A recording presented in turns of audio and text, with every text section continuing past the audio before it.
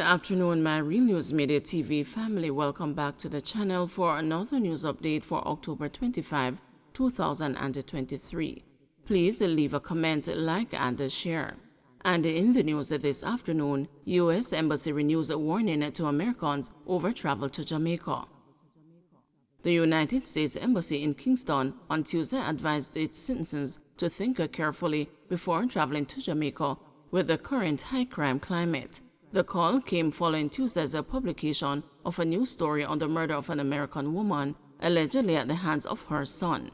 The 54-year-old woman, Marvel Johnson, was the second American killed in the island in a month. A spokesperson for the U.S. Embassy told the news that the safety and the security of Americans continue to be its chief priority. We ask that U.S. citizens traveling to Jamaica be guided by the U.S. State Department's travel advisory, which currently recommends that U.S. citizens reconsider travel to Jamaica due to crime. U.S. government personnel are prohibited from traveling to many areas due to the risk, the embassy told the news. It said travelers who decide to visit Jamaica should read the travel advisory and participate in the Smart Traveler Enrollment Program. According to relatives, Johnson, who was stabbed to death about 7:20 on Monday morning, was reportedly on a visit to Jamaica to complete the construction of a house. A family friend told the news that the murder seemingly stemmed from a dispute over money. The news understands that the family is originally from St. Mary and that on the day of the incident, the accused journeyed from his home in the Red Hills area of St. Andrew to the Wavell Avenue home at which his mother was staying. Residents summoned the police after hearing a loud commotion and screams for help. The police discovered the wounded Johnson and took her to the Kingston Public Hospital, where she was pronounced dead. Her son was taken into custody. On September 23, another American woman, Shernet Hammond, was killed while returning from a funeral in a taxi. It is reported that a gunman opened fire at the vehicle in the Red Pond area of St. Catherine, hitting Hammond multiple times in the head and upper body. Last week, detectives charged Cara Rutherford with her murder. More than 1,300 people have been murdered in Jamaica so far this year. More NHF subsidy for cancer and other diseases. More Jamaicans with cancer, Parkinson's disease, and thyroid disease are to benefit from help from the government to pay for prescription drugs through the National Health Fund.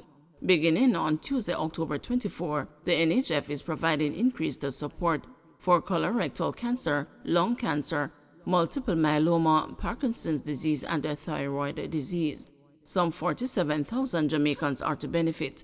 It will cost the government an estimated $450 million in additional subsidy, said the Minister of Health and Wellness, Dr. Christopher Tufton, who was speaking during a press conference on October 24 at the Spanish Court Hotel in New Kingston, where the increased support was announced.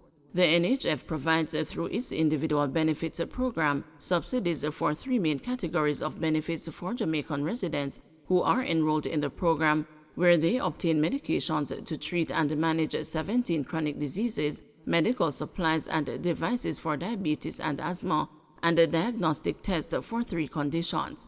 More than 350,000 persons actively rely on the program for care. The additional benefits result from beneficiaries' feedback after the NHF embarked on a review.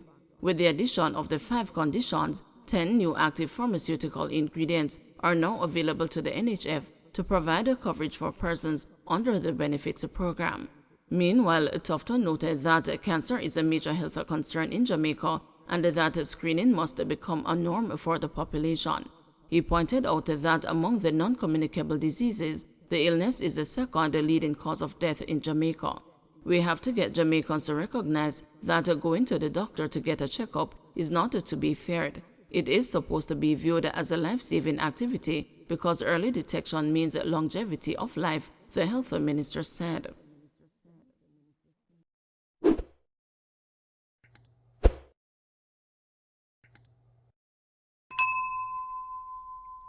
Phillips hopes off committee as a Vaz blast Goulding's transport solutions as reckless.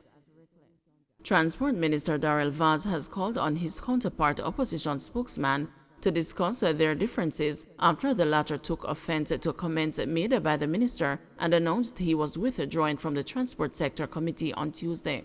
Speaking at a political event on Sunday, Vaz rejected opposition leader Mark Golding's rebuke of the phased 35% fare increase as an attempt to score cheap political points, noting that Phillips, who was the opposition's representative on the committee, did not object to the increase. He further said that Golding's proposals to remove the hedge fund tax and cap the special consumption tax on fuel amid inflation to reduce the cost to the consumer were reckless and would pull the country back to the economic policies of the 1990s, which he suggested were harmful.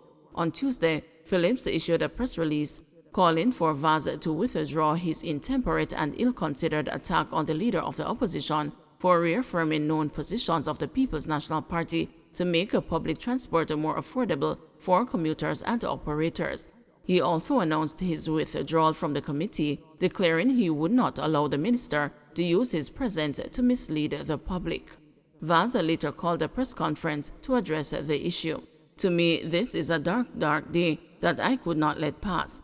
I could not let tonight come and not address this issue frontally so that you can understand where we are going, or where we don't want to go," Vaz said as he addressed the journalist at the Ministry of Transport's Maxfield Avenue headquarters in St. Andrew.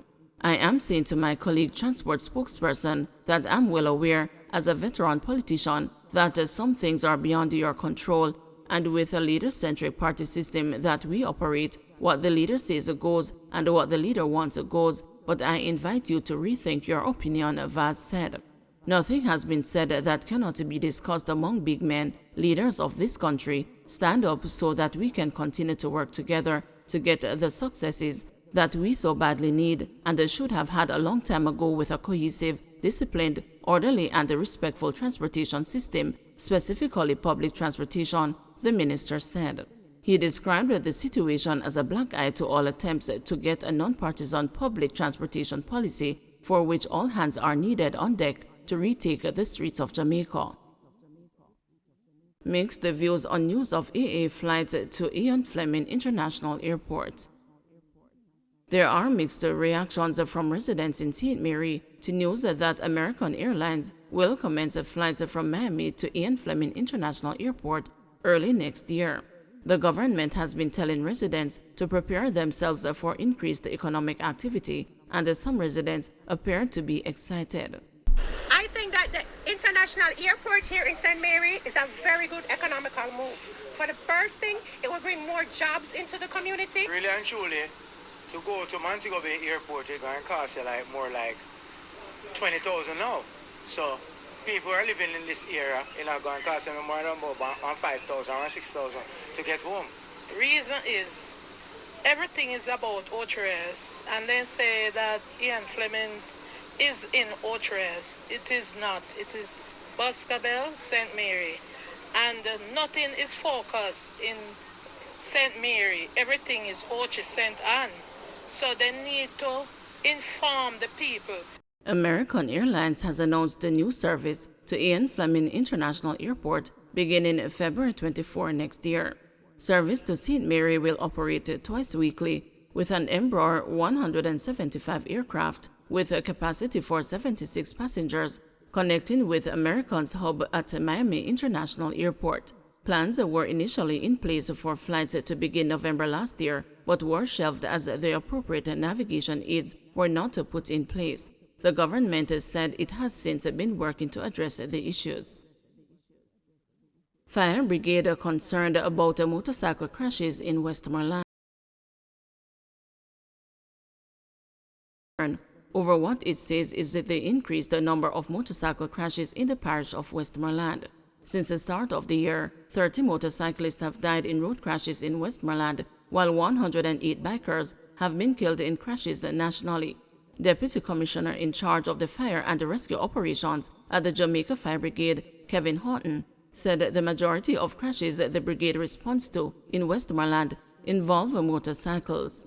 He urged the motorcyclists to exercise extreme caution and obey the road code. Motor vehicle accidents, especially bike accidents, especially in the Westmoreland Division, continue to be a concern for the fire department.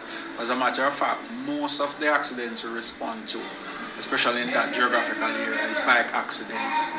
We encourage that the motorists, the motoring public that uses these need to wear the proper safety gear such as helmets in their operations and to obey the necessary traffic signals and signs and the rules of the road in order to minimize some of these accidents that we're seeing happening, especially in the Westmoreland Division. For the period January to September, the Jamaica Fire Brigade would have responded to a total of 9,973 genuine calls, which represent a 59% increase compared to 2022, where we responded to 6,277.